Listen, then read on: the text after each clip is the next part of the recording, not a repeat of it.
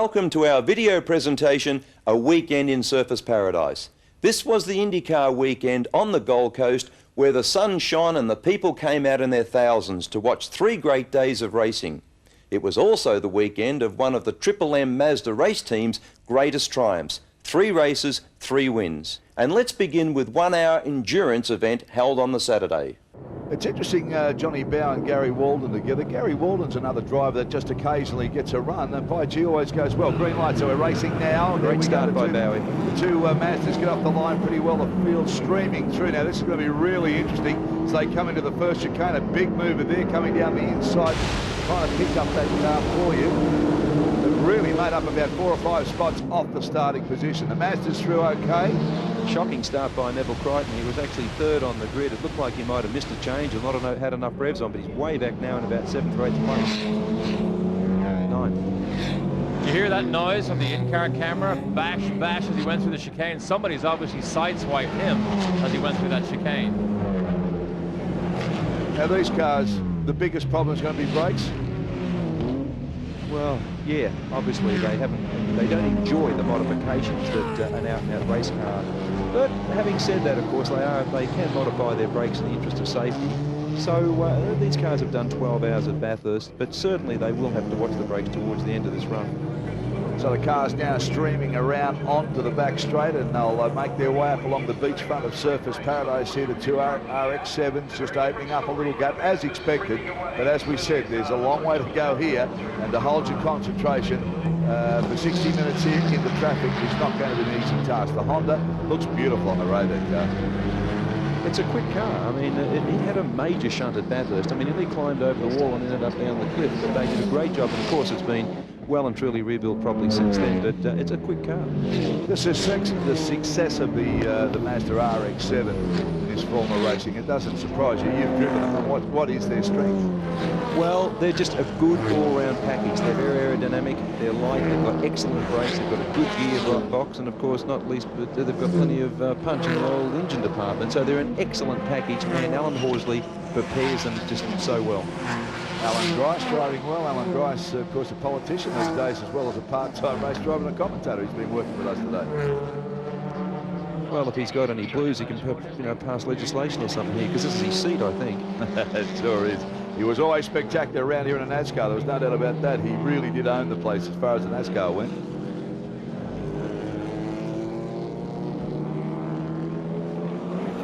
Oh, bit of a slide there coming out of the left-hand onto the straight.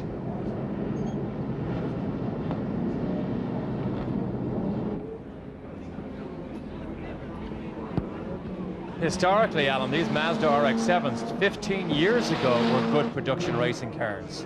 Yeah, and they just keep getting better, because I know that Alan's got a few tricks up his sleeve. They have a more sophisticated, more powerful version that they can bring in. So yeah, they're ready to meet any increased competition that will come their way. Actually, I think it was Grice that did the blinding start to start with. I said it was Bowe, but I think it was Grice. But of course now Bowe's got in front. Garry Waldon doing a great job out in front in the black car. Garry Waldon is driving that car. We had another lineup here, AJ. That's what's confused us, but we've got that sorted out now. And Garry Waldon's leading at the moment from Johnny Bowe. But Waldon's an amazing driver too. I mean, every now and then he just gets involved with a long-distance event. Invariably either wins it or places in the top 3. Well, I actually co-drove with him the year that we won the 12-hour at Bathurst, and I tell you what, he's so smooth and so quick. He's very underestimated as a driver, and he's exactly the sort of driver. Oh, here we go, another shortcut. Gained a place, that can't be bad. He's just the perfect driver for this sort of event, because he really does look after the equipment. He does nice, clean gear changes. He brakes the car nice and gently. So he really is a team manager's dream as far as having a driver to keep the car together in a long-distance event.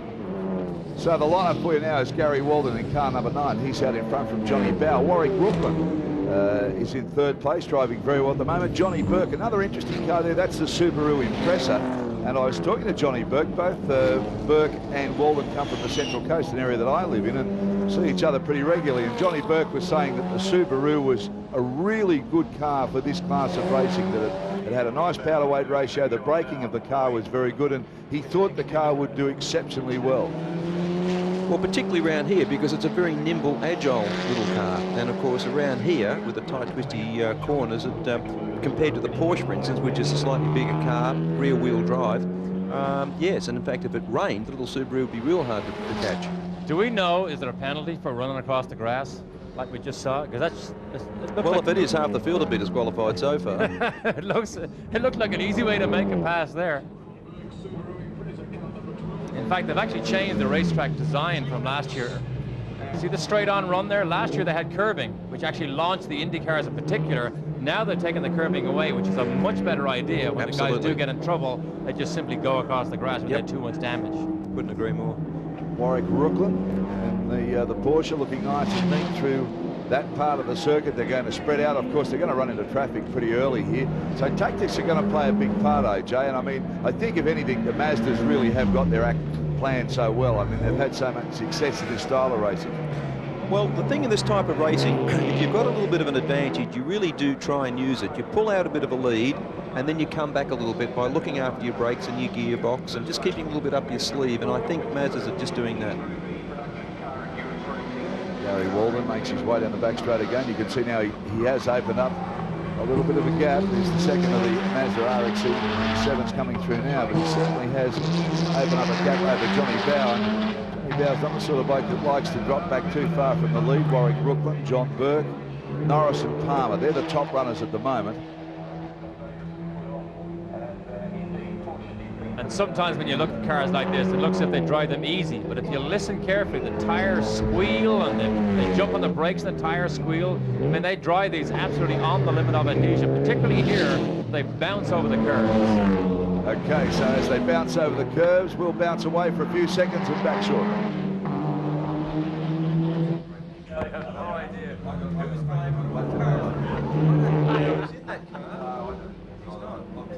I think it's Bosnjak. I don't think there is actually. I think it's Alan.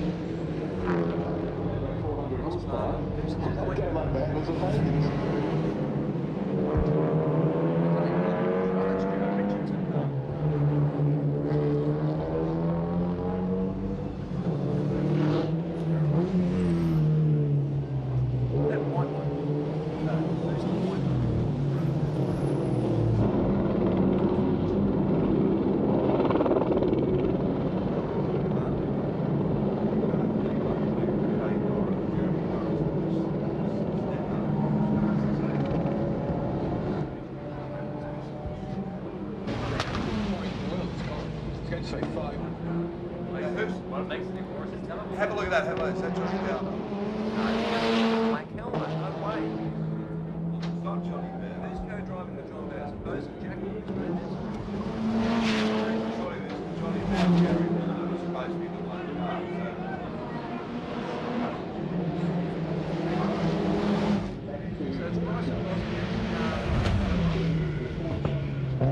Back on the streets of Surfers Paradise now, and the little Mazda RX-7 making his way around, and he'll blast his way back onto that back straight very, very shortly. Now, of course, in this race, Alan, they have to make a compulsory driver stop, so that's going to, you really have to pace yourself pretty well. If you can build the lead up, then that's going to help. Yeah, and that's why it's all very important to have two drivers that are lapping fairly consistently and close to one, because you really don't want to build up a big lead, hand over to a guy who's going to lap 2 seconds lap slower than you. We'll go to the pit side. Timmy Sheridan talking with Allan Grice.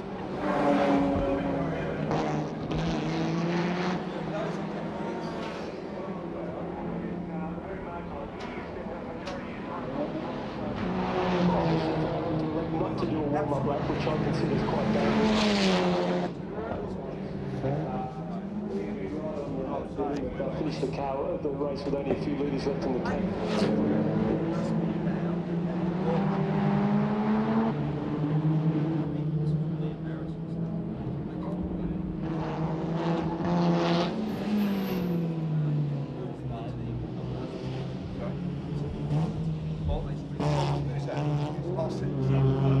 Get out of it.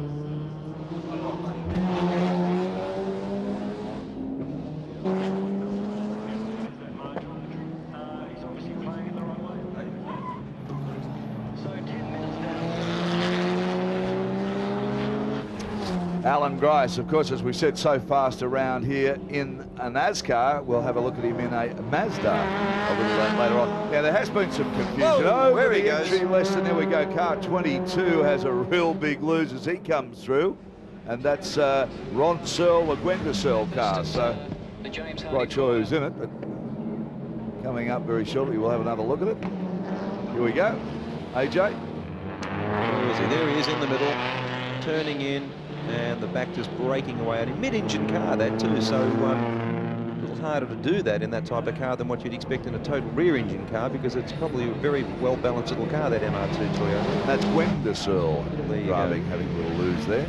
Now, let's just come back to the entry list, because unfortunately we were supplied a list of names and numbers, and that hasn't been the case. We were calling Johnny Bowe in the car. It's not. It's Darryl Bosnjak, and he was a late starter to come into this team.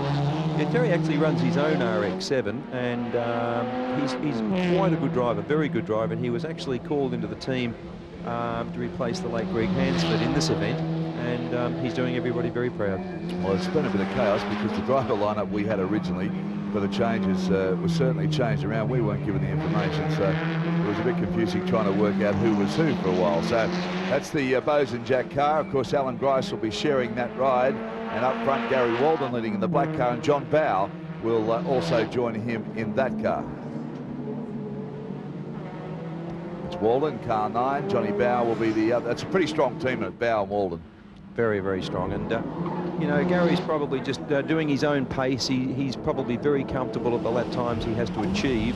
And they're probably running to a program, I've no doubt about that. Well, AJ's got to be one of the best organised long-distance races in Australia, because, I mean, he does so well in these events. He just must have a temperament that he can set that consistent pace and save the car at the same time. He's also been instrumental in a lot of the development work on the RX-7. He works with Alan Horsley, and I know Alan thinks very highly of him as a test driver, and also as a very good, reliable driver that doesn't make too many mistakes. And of course, as I said before, that's exactly what you need for these long distance events.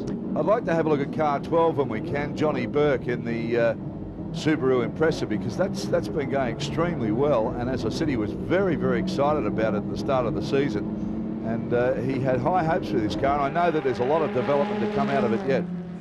Well, it's time for the feature race of the day. To his Canterbury Guineas over 1900 metres is coming up shortly, so race fans stand by for that. But at the moment, we're looking at a race of a different kind. Here are the two Porsches together, Warwick Brooklyn, Peter Fitzgerald. They'll be a good dice. Fitzgerald also incredibly talented with long distance races. I think Warwick Brooklyn's done an outstanding job in the time that he's been called back to be able to drive the car. He's only actually done about 3.5 laps of practice, so he didn't know the circuit, he didn't know the car, and he's doing a great job. Okay, as I promised you, the two is Canterbury Guineas over 1,900 metres with the tape rundown. Here's Kenny Callender.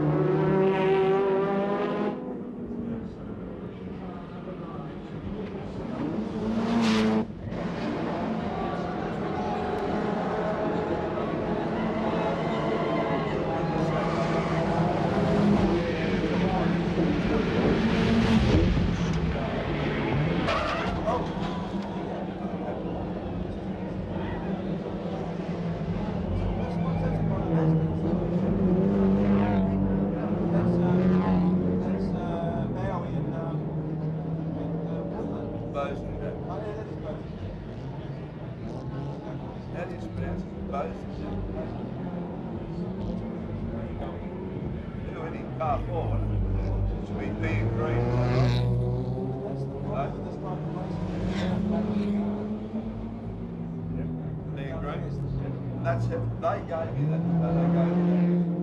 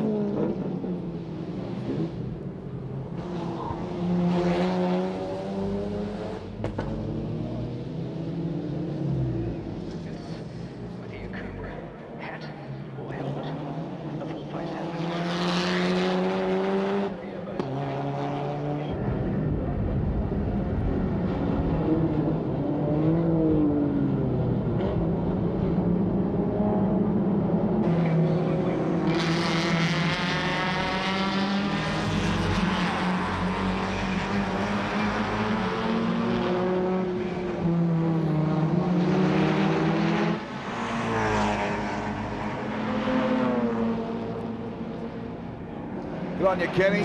Well done there. Okay, we're back here on the Gold Coast. You're looking at Garry Waldon in the black RX-7. Now, there has been a bit of drama because Terry Bosnjak, who was running second with his car in the silver RX-7, you'll notice there's quite a bit of damage on the driver's side, and this is the reason why.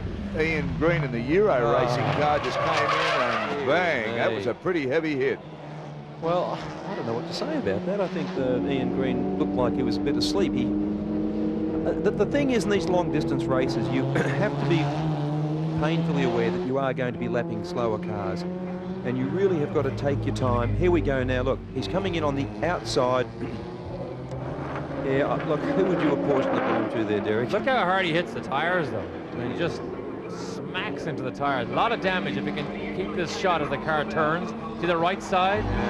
Lots and lots of damage. I would say you apportion the blame to that black car down the inside, because he had no business trying to race the leading car into the apex of that corner. And also, if he would have been looking in his mirror, he could have actually eased off a little bit and let the guy go through. Yeah. That's what he should have done. That was a Nissan Pulsar Triple S of Ian Green. Okay, we'll take a break, come back shortly.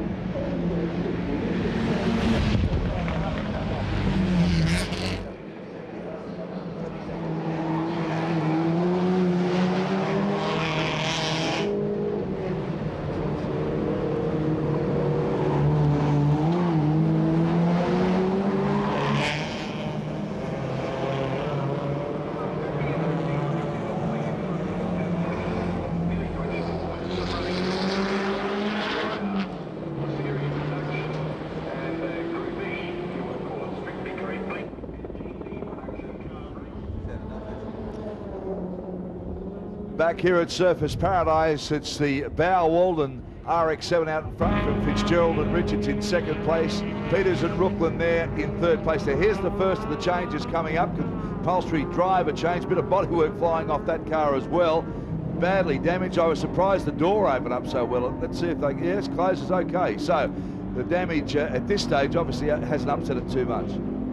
No, but I wonder who owns that car. The driver that just got in or the driver that just got out? Or was he standing in the pit lane? Well, if it was the driver that just got in, he'd be dragging the driver that just got out, wouldn't he? Yeah. Allan Grice should be behind the wheel now. That should be Gricey back on the streets of Surface Paradise, and that'll keep a lot of people happy here. This guy is really an aggressive racer. Derek used to race Group A here in Australia for a long time, and there's the Slick 50 car. We'll come back to that in a moment because he's done a bit of grass cutting too. The McLeod's entries, gee whiz, they've been in Mazdas for a long time. They pioneered Mazdas, AJ, in this country. Yeah, he was racing Mazda RX-7s when Alan Moffat was running them. He's been faithful to that brand for a decade. Yeah, we're getting back to Allan Grice. He's a big crowd favourite here, Derek. He'll throw this thing around the damaged Mazda. Don't worry about that. But out in front, it's the Waldon car with Bowe. I'm going to be interesting to see if the Waldon car comes in the next couple of laps. Now, Alan may be playing this so because Bosnjak didn't spend a great deal of time in that car. He's made a very early pit stop. Now, whether Alan's decided to start one car with less fuel in it, and that's probably why he got away that little bit easier, because it had a lighter fuel load, and he's come in and made an earlier pit stop, and he's running the black car with a heavier fuel load to start with, which will make a later pit stop. So this is where the strategy comes into this long distance racing. It's very important. Well, not only that, I mean, they've had so much practice in doing it. They really are well set up, and their Bathurst wins behind them. Garry Waldon's done a great job. You watch the difference of when he's going through traffic. He just picks the moment to go through. He's really clean with the way he makes the manoeuvres. If he can't go through in a corner, he'll just hang back. And I saw him pass 3 or 4 cars a moment ago, and there was no fuss about it. It was just, now's the time, here I go. The problem with passing these cars is you don't know who drives them, so you don't have confidence in the people you're passing. You actually have to be very careful to position your own car well away from their cars. Or alternatively, you do know them, and that's why you're very cautious about passing them. Jeremy Norris, Chris Stannard in the Porsche 968. That's the white car with the Italian green and red stripes. There's the Slick 50 car. As I said, gee, they've been involved for a long time. Came out of racing for a while and brought the car back. It's good to see them back in the clouds. They've been very strong supporters of the marque. So Jeremy Norris driving the car at the moment. He'll hand over to Chris Stannard on their driver change. And in the McLeod car, it's Peter McLeod at the moment, he'll hand over to Ray McLeod. Every time I see that Slick 50 on the front, the O looks like the big headlight. I see the O on the 50 there. It always looks like the big headlight showing everything. But very well prepared car, and what they don't know about Mazda RX-7s, really, you wouldn't want to know. They've been running the rotary engine cars for years. Of course, you just got a glimpse, and there it is there, the beautiful Honda, the NSX. Rossi Palmer at the wheel at the moment. He'll hand over to John Cowley, but a superb looking motor car, just beautiful. John Cowley is a member of the Indy board and very keen enthusiast, and it's great to see him here having a run. Clouds just starting to get a little bit ahead now of Jeremy Norris in the Porsche 968. And all of the cars will come in and make a driver change. No tyre changes, no fuel top-ups. It's just a quick driver change. And as we said already, one tactical move where Allan Grice has taken over from Terry Bosnjak. He damaged the silver RX-7 in a little prank. And Grice is out on the circuit at the moment. NSX coming into the pits, looks like to be coming in fairly slow. It looks, I don't think there's a speed limit for these cars in that pit area. It looks to be coming in slow, Derek, doesn't it, if it's a normal pit stop? A nice gentlemanly pit stop. Turns the indicator on the left-hand side there. Well, it looks as if it's going to be a normal driver change. Came in very carefully. It's a beautiful looking car, isn't it? Very strong car too. When Wayne Gardner crashed it at Bathurst, the people that fixed it just could not believe how strong it was. Neck brace on there. Yeah, well, the G-force in these things are enormous. Both drivers are wearing the neck brace. If you could have seen the look on Elton Jones's face when he said that. No, I guess really I'm being a bit flippant, because they're not a bad idea. If you, particularly on a street circuit like this, if you were to go into the wall sideways or backwards, it is going to, you know, look after the old neck a bit better than if you didn't have them. Well, the meshing's there for exactly the same reason, to keep you inside the car, so no arms are flailing out. If you do hit the wall, down it goes. Obviously, I haven't seen much of this production car racing here, but how close to production cars are they? Do they have racing tires? Shock absorbers changed? No, you can alter your shock absorbers, you can modify your brakes in the interest of safety. You must run a treaded tyre, you're not allowed to run slicks. They do run a tyre which they buff down, which will be the next best thing to a slick. But they're about as close as a true production car as you can get. One of the real supercars of the world is the Honda NSX. Beautiful looking car. So, as Palmer now, he's changed over. They've changed their team round. There's Waldon coming in yet to have a driver change. We'll take a break. Come back shortly to the streets of Surfers Paradise.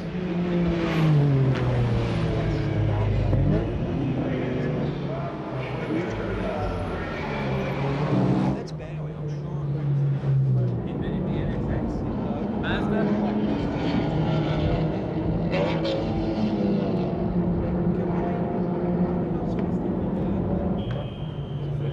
That works. This thing's on so long, they're going to know. That's Warwick Gunner now. No. Here's no. Just let Warwick talk. That's Warwick. Now.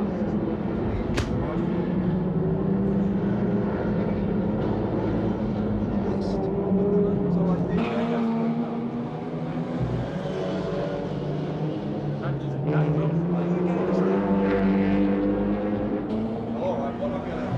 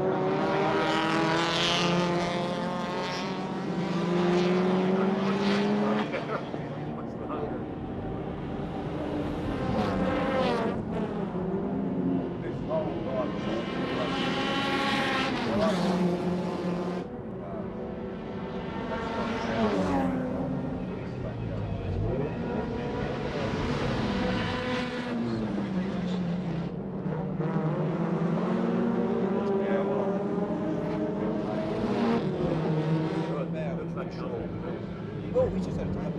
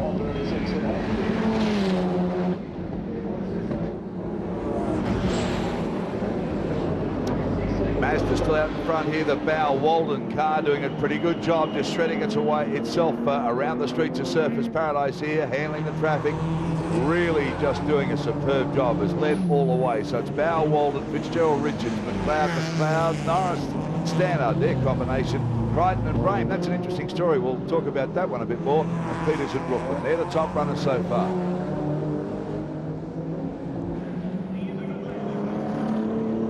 John Bowe just circulating very, very consistently, which is what it's all about. Nice and clean. He has been in sensational form this year, hasn't he?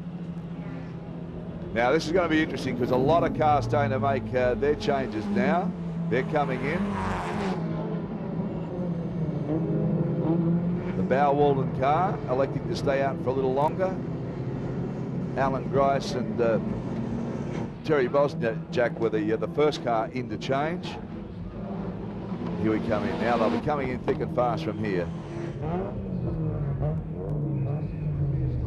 This is the Rooklyn Peters car.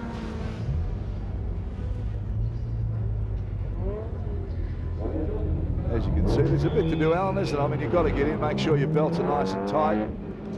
Most important thing with a pit stop like this is really to take it nice and easy and don't fumble. So you get very excited and the safety belt's going upside down and twisted and you go out there all flustered. The main thing with these sort of stops is just to really keep it cool and make sure that everything's done up nice and tight and correctly and accelerate away when you've, I mean, how often have we seen cars going out with fuel jacks still stuck on them and, you know, because pit stops are very important. You can actually make or lose 10 or 20 seconds on a pit stop, and it's something for nothing. If you talk about stalwarts in mates of car, Peter Fitzgerald and Jimmy Richards here. Fitzgerald has stuck with Porsche for a lot of years. He's had a lot of success with them too. They're always beautifully turned out, these cars. Well, they're bringing out a new Porsche with the style of racing very shortly. It's going to be the new Carrera. It's a very lightweight thing with a big wing on the back of it. So that will obviously be the front runner to the 968, which we're watching now, and that will then really bring the challenge up to these RX-7s. But as I said before, Alan Horsley and the boys have got a lighter, better RX-7 to come. So this racing is going to get very serious indeed in the next couple of months. Timmy Sheridan in the pits.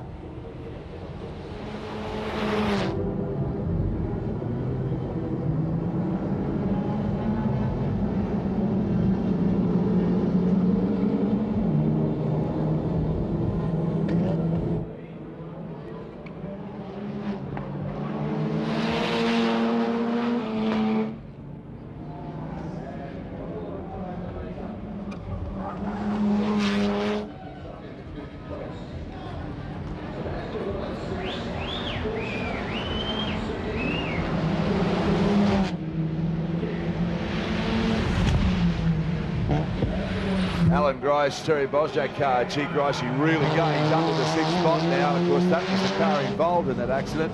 And Grice is really putting on the pressure. He has just been reeling the field in and using all the circuit and then some. And this is the way this man loves to drive. Well, one thing's for sure, if he does scrape up against the wall, you won't notice the difference anyway. Actually, you can see the car beginning to fall apart because the lights have now popped out of the right-hand side. It's been flailing away there for the last couple of laps, but Allan Grice still enjoying himself here. He always enjoys his motor racing, there's no doubt about that. So in for another change now. This is the Falkland Tyres entry of Peter Fitzgerald, Jimmy Richards. This is their view of it, of course, as the pit crew go to work. Out they come, lean forward, get the belts across. They've done it before plenty of times. It's a good routine. Well, you can never practice it enough. The guy that has just finished the stint and gets out, he then turns around and helps the guy that's just got in to do up the belt. So you do work as a team. It's very important. Jimmy Richards in it now. That looked like a really good stop. I mean, they were stationary for a very, very short time. And that was as good as we've seen so far. See the damage on the right front wing? They've obviously been in contact with somebody. They were second, and they didn't lose any places during that pit stop. Yeah, it was a good stop. Of course, Jimmy Richards, if there's anyone in Australia that's got the ability to drive different sorts of cars, it's this fellow.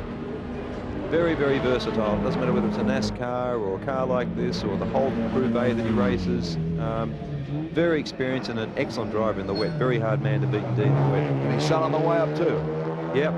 Stephen is obviously taking after his old man. He raced the Alfa Romeo in the race we saw earlier, and he's won the Formula 4 Championship last year. He's taken to Oscar like a duck to water, and now he's doing the 2-litre Super Touring Car Series with the Alfa Romeo. I guess a good thing about Jimmy's son, Stephen, too, he's like his father, he's prepared to drive any sort of motor car. Yeah, that's good, and I think that really does make you a better round racer. Exactly what Al Unser was talking about earlier on today. The more you can put your bum in the car, the better off you'll be. You never get quick sitting in the lounge room. Okay, now here we go. This is the lead car coming in for their change now, the Bowe Waldon car. Let's see now, because Allan Grice will be hoping to make some time up while they're in the pits. Johnny Bowe out. Garry Waldon in, and there'll be not much difference in the lap times here. And that was a quick stop. Flick of the wipers there. Obviously, as he grabbed the steering wheel, he hit the wiper switch, but no trouble. Still in the pit lane. Brings her out onto the racetrack. Well, we'll see if Allan Grice has made any move. They're still in first place, so they've haven't lost their place. They had a good cushion, made a very smooth stop, but Allan Grice had indicated he was hoping he could make up some time through the traffic with the stops, but that one too slick. We're just adjusting the mirror, Garry Waldon, as he makes his way there now. They've got a 40-second lead, which is pretty handy. Well, this will be a good carrot for Gricey because he'll know where he is in relation to Garry Waldon on the circuit, and I don't know whether there's any team orders between the Mazdas. Normally there's not in a situation like this, so Gricey will be driving his heart out to try and make up that deficit. See Jimmy Richards now coming up into some traffic. So it's Bowe, Waldon, Fitzgerald, Richards, Peters, Rooklyn still third, Norris and Stannard, now Grice moving up a spot there, and McLeod. But look at this as the traffic gets sorted out. Jimmy Richards, really getting squeezed there. He just looked over and thought, oh, I didn't know you were there. So he picks up one. Terrific variation of cars here, AJ. That's one good thing. I mean, there'd be so many people at home that would be able to identify with a lot of the marks that are running around here. Yeah, little Suzuki GTI. It's a great series coming up this year. They're going to run a one-make series, and it's just for 1.3-litre Suzuki GTIs, preferably not over 25 years of age, up to 40 entries, so that's going to be a great series. I believe your son Christian's going to have a ride in that. Yeah, he's got his first race on the 2nd next month at Owen Park, so we're all looking forward to that. So the new generation of racers, AJ, starting to appear. Jimmy Richards, we talked about his son. Alan Jones' son will be in the little Suzuki series. There's the Celica into the wall. And it's in a spot where they're going to have to be conscious of it, but the flag marshals will keep them aware of that. It's a fairly tricky spot, though. Well, it's right on the exit of a blind corner, so after a couple of laps, everyone will be, cutting it a bit fine through there. Everyone will be aware of the fact that it is there, but it'll be the next couple of laps, or certainly the next lap, which will be crucial. Jimmy Richards lifting wheels all around the circuit. He plies the pressure. We'll be back in a second. We'll take a short break.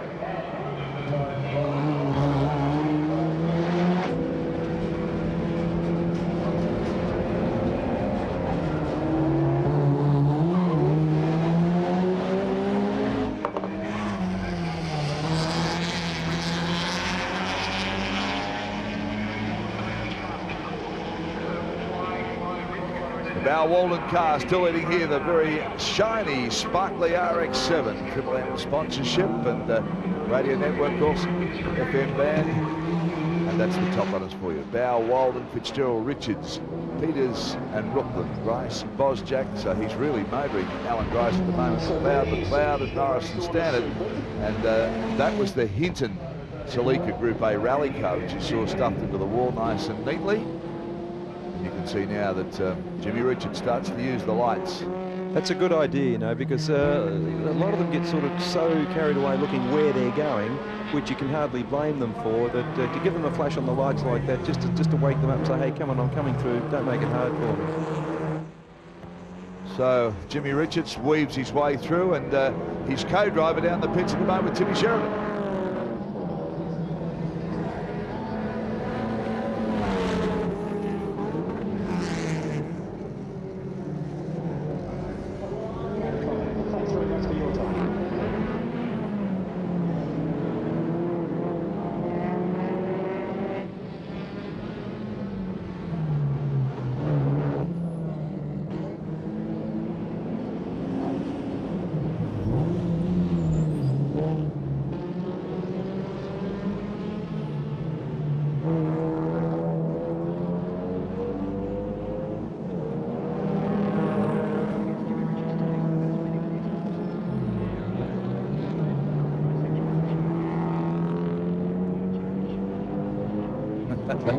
Jimmy Richards there belting the Porsche around, doing his best to catch up. Hey Joe, I've got to say this to you, I was very disappointed because the Formula Ford race hasn't happened. The program got a long way behind today through various stoppages and crashes and of course the track breakup. But I mean, the youngsters have come from all over Australia. It was the first time they were going to get a decent run in front of a big crowd up here, and the race has just been cancelled. I mean, you must be disappointed over that. I was going to say, you're disappointed. I've bought 4 cars here.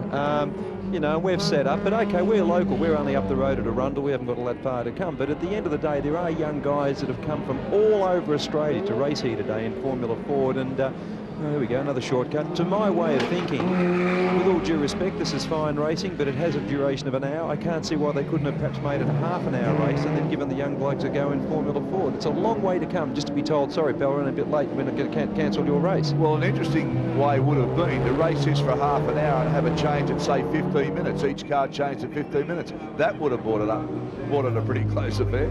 Well, it would have done. We still would have had the driver change. We still would have seen the cars out there. Whoa. Oh, here we go, a little bit wrong under brakes into the chicane. That's Chris Sexton, Melrose and Guy Gibbons driving that car. Wow. Rose and Gibbons with a big lose. Back they go. But no, there'll be some very, very disappointed young guys out there because they really do look forward to this opportunity of racing an open wheeler around the same area as the... Here we go, look, locking up the front right, getting it all a bit wrong. And then the backs lock up, you can see. Now not to come into a chicane.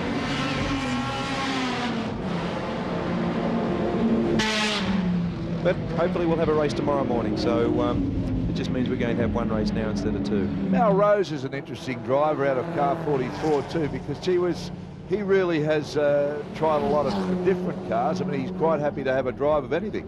Well, he's actually racing Formula Ford this year, and so at least he gets to have a drive. I guess when his race was cancelled earlier on, he jumped in the Falcon and is doing that. But he's campaigning Formula Ford and going very well. Garry Waldon now just popping the little wheels up as he makes his way through the traffic, doing it nicely. They're getting out of the way for him this time too, so there's no drama there. Doesn't really have to back off too much at all. Well, the important thing for him now is to actually take it easy. He's got such a clear lead over the second place car, the Fitzgerald car, that if he makes a mistake now, he'll never forgive himself. Never mind his co-driver forgiving him. You've got to be careful down the inside and don't take any chance. Look at this now. There's no point getting into that fight we were just about to see. Brooklyn, the Peters car, that's been going along nicely. They're just still sitting up in the 3rd spot, but been going pretty well indeed. They've just been pretty consistent. And there's the gap now between 2nd and 3rd. So there's 17 seconds has been made up there. That's a big drive from Jimmy Richards. Well, Jim's going for it. You can tell he's really driving 10 tenths, and he's a real racer, Jim. He loves his racing. He just... Well, any guy that is paid money to do Group A racing and then goes out and buys a car with his own money just to do more racing, he's got to be keen on it. Well, the Brooklyn Peters car Watch it now, that's the Porsche number 2. Warwick, of course, who's a sometime television commentator who doesn't want to be that, wants to be a racing driver, drive anything and everything you'll put in front of him. Work very hard, in fact, to get into this car right here. Derek, you might be surprised you see Warwick Rooklyn driving a racing car, but let me tell you, he's driven some pretty famous yachts around Australia. He certainly won the Sydney Hobart, one of the classic blue water races in the world. His father, just an extraordinary record in sailing, but Warwick Rooklyn, very talented on the ocean and pretty good behind the wheel. Jim Richards, currently the quickest man on the circuit at the moment. He's done a 2:15.1. Next quickest is Garry Waldon with a 2:15.8. So it's only 0.7 of a second, but if he keeps that up, it's going to make it very interesting. Warwick Rooklyn hunches himself over. They've got to be aware that that Salika is there. That makes it hard. Car 36 they come up on. Ray Lintott, Martin Lintott. There's quite a bit of family combinations in this race, AJ. We've got the McLeods, the Lintocks, the Searles. Well, this is one of the great benefits of this type of racing. I mean, it's reasonably affordable as opposed to other forms of motorsport, and it really does give the father-son combinations a chance to have a go together. We're going to have a look at car 7 along the way, the Crichton car, because there's a very interesting story to that I'd like you to tell our viewers, and we'll see if we can find car 7 for you. At the moment, we're back onto the Porsche of Peter Fitzgerald and Jimmy Richards. Jimmy Richards, as we said, the fastest man on the circuit at the moment, really carving his way through, comes up behind that Honda. This will be interesting. Oh, he just throws the wheel up. He is trying. He's going great. Porsche 968. Second place, but whittling away. He's made up 17 seconds since getting into the car, Jimmy Richards. Well, that last lap was 1.6 seconds quicker than Waldon. So he's really going for it. He's giving it a tour. But also remember, we just mentioned earlier, Waldon needs to just take it easy right now, so he doesn't need to take any chances. No, that's correct. You're right. Here's the Neville Crichton BMW M3. This is a car that I actually shared with John Bowe in the 12-hour last year. Great little car to drive. And the young man that's behind the wheel there, Mark Ram, started out his racing career in a Suzuki, as I said before, and Neville Crichton has helped him with his racing career, and he's proven to be a very quick, consistent young driver. Yeah, well, it's great, you know, that people like Neville are giving the youngsters a go in some decent cars. I mean, this was the car you drove in the 12-hour, what, 2 years ago? Yeah, with John Bowe, and we bought the car straight over from Germany. It only arrived literally about 4 days before the event, and Neville got it. It was just white. He put the orange stripes on, and we went to Bathurst.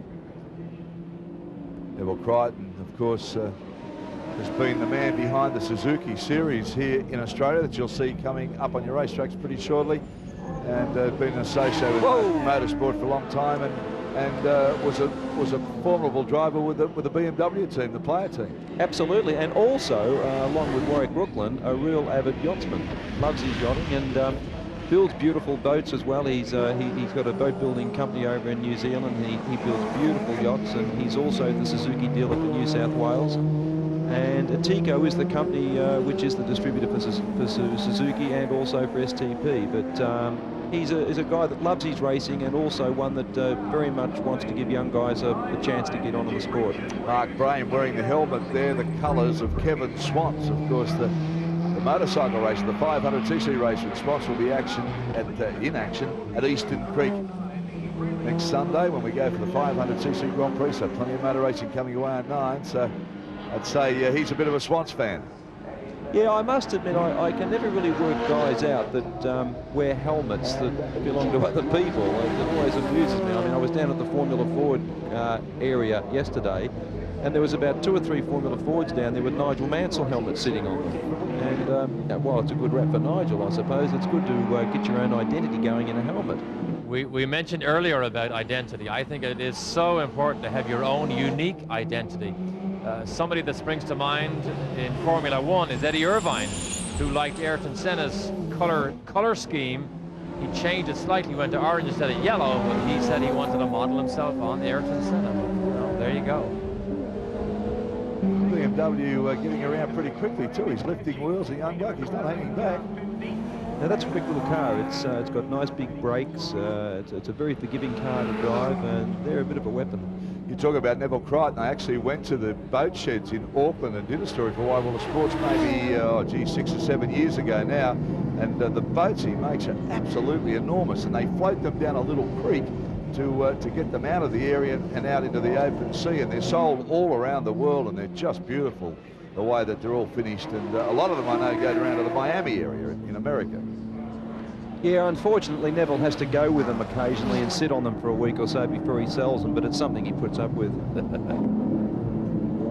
So Johnny Bowe down the pits.